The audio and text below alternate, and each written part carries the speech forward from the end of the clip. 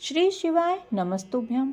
हर हर महादेव। राधे राधे दोस्तों। माघ माह का अंतिम दिन यानी माघ माह की पूर्णिमा आने वाली। ऐसे में गुरुजी पंडित प्रदीप जी मिश्रा जी ने कई ऐसे उपाय बताए हैं जिसे आपको पूर्णिमा की विशेष तिथि में करना होता है। इन उपायों को आप 12 महीने की किसी भी पूर्णिमा के दिन कर सकते हैं और अधिक से अधिक लाभ प्राप्त कर सकते हैं। उन्हीं उपायों में से कुछ हम गुरुजी के बताए अचूक उपायों की जानकारी आपको आज इस वीडियो में देने वाले हैं। सभी उपाय विशेष हैं। वीडियो अंत तक देखें ताकि कोई भी उपाय या फिर कोई उपयोगी जानकारी आपसे ना छूटे। आप चाहो तो कोई एक उपाय या फिर अपनी आवश्यकता के अनुसार एक से अधिक उपाय भी कर सकते हैं। जानते हैं सबसे पहला विशेष उपाय, जो कि त्वचा रोग से संबंधित विशेष उपाय है।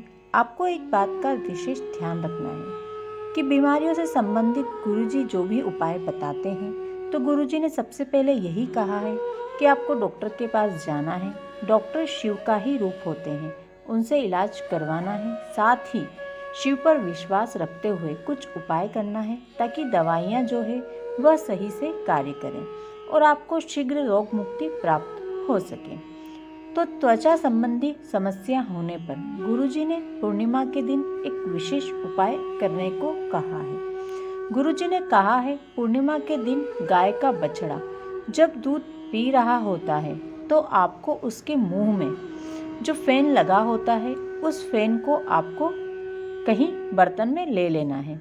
जब भी गाय का बछड़ा गाय के थन से दूध पीता है तो उसके मुंह में झाग बनते हैं, उसे ही फेन कहते हैं। अब उस फेन को आपने जहाँ पर आपको सफ़ेद दाग, काले दाग या फिर त्वचा संबंधी जो भी समस्याएं हैं वहाँ पर आपको उसे पूर्णिमा की रात को चंद्रमा की रोशनी में बैठना है और लगा लेना है। 4 से 5 पूर्णिमा आप करके देखना, आपकी चमड़ी अपने पुराने रूप में आना शुरू हो जाएगी।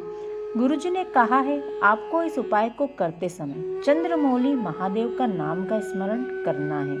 अर्थात जब आप चंद्रमा के दर्शन करेंगे, जब आप फैन अपनी स्किन पर लगाएंगे तो आपको चंद्रमौली महादेव के नाम का स्मरण करना है।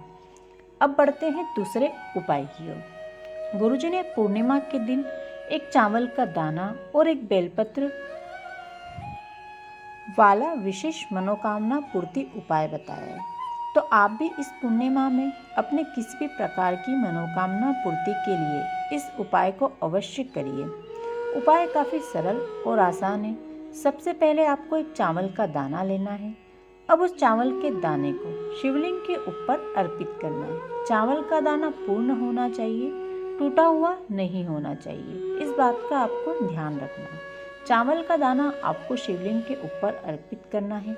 इसके बाद इसी चावल के दाने के ऊपर आपको एक बेलपत्र अर्पित कर देना है। बेलपत्र अर्पित करते समय और चावल का दाना अर्पित करते समय आप चंद्रमौली महादेव के नाम का स्मरण अवश्य करें। इसके बाद आप अपनी मनोकामना कर सकते हैं। जो भी मनोकामना है, चाहे वह धन प्राप्ति की हो, लक्ष्मी प्राप्ति की हो, कर्ज मुक्ति की हो, व्यापार वृद्धि की हो, रोग मुक्ति की हो, जो भी मनोकामना आपकी हो वो मनोकामना आप कर सकते हैं। इसके बाद आपको एक लोटा जल शिवलिंग के ऊपर अर्पित कर देना है। इसके बाद जलाधारी से नीचे आ रहे जल को थोड़ा सा झेलकर कलश में प्राप्त कर लेना है। अगर घर में कोई रोगी व्यक्ति है तो उसको आचमन करा सकते हैं, अन्यथा उसे अपने माथे पर लगाते हुए, नेत्रों में लगाते हुए यह उपाय पूर्ण कर सकते हैं। गुरुजी ने यह भी कहा है कि अगली पूर्णिमा तक आपको आपकी मनोकामना पूर्ण होती हुई नजर आने लगेगी। अब बढ़ते हैं तीसरे उपाय की ओर। पिछले वर्षों की शिव पुराण कथा में गुरुजी मिश्रा जी ने अपनी कथा में एक सरल और आसान उपाय बताया था, जिसमें गुरुजी ने कहा था आसकनी और विरणी का नाम लेते हुए आपको शिवलिंग पर जल चढ़ाना है। शरीर पर कहीं भी गांठ हो या फिर गर्भाशय में गांठ हो, मासिक धर्म से जुड़ी हुई कोई समस्या हो तो आप यह उपाय कर सकते हैं। माता आसकनी और विरणी का नाम लेते हुए माता अशोक सुंदरी का जो स्थान शिवलिंग में होता है वहाँ पर थोड़ा सा जल अर्पित करना है। इसके बाद पूरा जल आपको शिवलिंग के ऊपर अर्पित कर देना है। जब आप शिवलिंग के ऊपर जल अर्पित करेंगे तो आपको कुंदकेश्वर महादेव का नाम का स्मरण करना है। माता अशोक सुंदरी के स्थान पर जब आप जल अर्पित करेंगे तो माता आसकनी और विरणी का नाम लेते हुए जल अर्पित करना है। इसके बाद थोड़ा सा जल को आपको प्राप्त कर लेना है और आचमन करना है। आपको निश्चित ही रोग मुक्ति प्राप्त होगी। साथ ही आपको डॉक्टर की दवाई भी खाना है और साथ ही शिव पर विश्वास रखते हुए यह उपाय करना है। आपको रोग मुक्ति निश्चित प्राप्त होगी। अब बढ़ते हैं चौथे उपाय की ओर। गुरुजी ने शीघ्र विवाह के लिए माता अशोक सुंदरी के स्थान पर लाल चंदन की 3 बिंदी लगा देने को कहा है। इसके बाद तीनों बिंदी में से किसी भी बिंदी का चंदन आपको अपनी चंदन लगी हुई उंगलियों में ले लेना है और उस बालक या बालिका जिसका विवाह नहीं हो रहा है, जो 32 साल के, 34 साल के, 40 साल के हो गए हैं, फिर भी अब रिश्ते आना बंद हो गए हैं, उसे आपको जो बिंदी आपने माता अशोक सुंदरी के स्थान से अपने उंगली में ली है उसे उस बालक या बालिका के पलंग के पास एक बिंदी लगा देना है जिसका विवाह नहीं हो रहा है। उसका जहाँ भी शयन कक्ष हो, जहाँ वो सोता है, उसके बिस्तर के पास आपको दीवार में यह बिंदी लगाना है। काफ़ी सरल और आसान उपाय है। आपको शिवलिंग में माता अशोक सुंदरी का जो स्थान होता है वहाँ पर लाल चंदन का उपयोग करते हुए 3 बिंदी बनाना है। अब आप जिस उंगली का उपयोग करते हुए बनाएंगे उसमें से थोड़ा चंदन माता अशोक सुंदरी के स्थान से आपको ले लेना है और वही उंगली को अपने घर लाकर जिस बालिका का विवाह नहीं हो रहा है उसके बिस्तर के पास में कहीं भी बिंदी लगा देना है जो दिखे भी ना और आपका उपाय हो जाए। गुरुजी ने कहा 3 माह के अंदर उसका विवाह निश्चित हो जाता है। यह विशेष उपाय आप मंगल विवाह के लिए, अच्छे रिश्ते की प्राप्ति के लिए कर सकते हैं। अब बढ़ते हैं अगले विशेष उपाय की ओर। गुरुजी ने किसी भी पूर्णिमा की रात्रि में आसान उपाय करने को कहा है। गुरुजी ने कहा है किसी भी पूर्णिमा की रात्रि में आप यह उपाय कर सकते हैं। 12 महीने में 12 पूर्णिमा आती है तो किसी भी पूर्णिमा में आप यह उपाय कर सकते हैं। गुरुजी ने कहा किसी भी पूर्णिमा की रात्रि में गर्भवती नारी अगर अपनी नाभि पर चंद्रदेव की रोशनी पड़वा लेती है तो उसका बच्चा कभी भी विकलांग पैदा नहीं हो सकता। बच्चा श्रेष्ठ और विद्वान बलवान ही पैदा होगा, पूर्ण होगा, स्वस्थ होगा, यह निश्चित है। यह विशेष उपाय आप गर्भवती हैं तो अवश्य करिए। बढ़ते हैं अगले विशेष उपाय की ओर। गुरुजी ने कहा प्रत्येक महीने में एक पूर्णिमा आती है और अगर पूर्णिमा के दिन किसी के यहाँ दूध की कोई सामग्री बनती है, जैसे खीर हो, दूध का कुछ मीठा पकवान बनाओ, तो उसे घर में कभी भी कलेश नहीं होता। सास बहू, माँ बेटे, पति पत्नी सभी प्रेम से रहते हैं। तो अगर आपके घर में कलेश है, नेगेटिविटी है, आपको ज़्यादा देखने को मिलती है, तो आप प्रत्येक पूर्णिमा में खीर या फिर दूध से बनी कोई सामग्री अवश्य बनाना है। बढ़ते हैं अगले विशेष उपाय की ओर। गुरुजी ने एक और विशेष उपाय बताया था जो कि संतान प्राप्ति के लिए एक विशेष उपाय है। गुरुजी ने कहा अगर घर के नज़दीक में कोई नदी है या फिर आपके घर के नज़दीक में कोई ऐसा मंदिर है जो नदी किनारे हो, तो आपको वहाँ पर या फिर अपने घर पर ब्राह्मण बुलाकर पूर्णिमा के दिन उन्हें भोजन अवश्य करवाना चाहिए।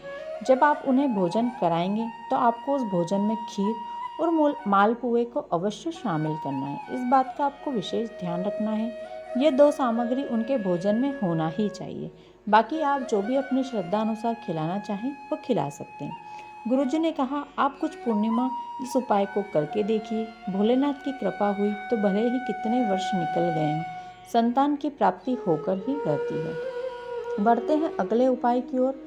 गुरुजी ने पूर्णिमा के दिन नेत्रों से जुड़ी हुई समस्या होने पर एक सरल आसान उपाय करने को कहा है। गुरुजी ने कहा है अगर नेत्रों से दिखता नहीं है या फिर कम दिखता है, धीरे धीरे नेत्रों की रोशनी जा रही है, मतलब धीरे धीरे दिखना कम हो रहा है, तो आपको पूर्णिमा की रात्रि में एक सरल आसान उपाय करना है।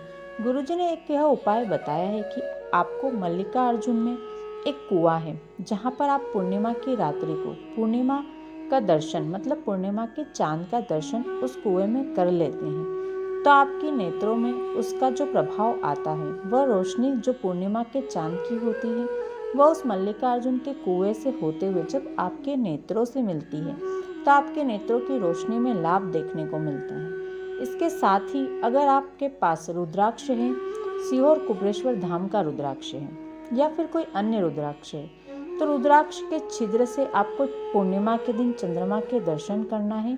चंद्रमौली महादेव का नाम का स्मरण करते हुए आप उस रुद्राक्ष के छिद्र से चंद्रमा का दर्शन कर लेते हैं, या फिर ऐसे ही आप पूर्णिमा के चांद का दर्शन करते हैं तो चंद्रमौली महादेव का नाम लेते हुए दर्शन करें। अगर चंद्रमा की रोशनी को आप उस रुद्राक्ष के छिद्र में से देखते हैं तो गुरुजी ने कहा है आपकी एकाग्र शक्ति में बढ़ोतरी होती है। आपके घर में अगर बच्चे हैं जिनका पढ़ाई में मन नहीं लगता तो उन्हें रुद्राक्ष के छिद्र से पूर्णिमा के दिन चंद्रमा के दर्शन अवश्य कराएं। उनका पढ़ाई में मन लगने लगेगा, स्मरण शक्ति तेज होगी। यह सभी उपाय आप 12 महीनों में पड़ने वाली किसी भी पूर्णिमा के दिन कर सकते हैं। आशा करती हूँ वीडियो में बताई गई सभी जानकारी आपको उपयोगी लगी होगी, अच्छी लगी होगी। वीडियो में बताई गई जानकारी अगर आपको थोड़ी भी उपयोगी लगी हो, अच्छी लगी हो तो वीडियो को लाइक करें, ज़्यादा से ज़्यादा शेयर करें और कमेंट बॉक्स में हर हर महादेव या श्री शिवाय नमस्तुभ्यम लिखना बिल्कुल ना भूलें। धन्यवाद।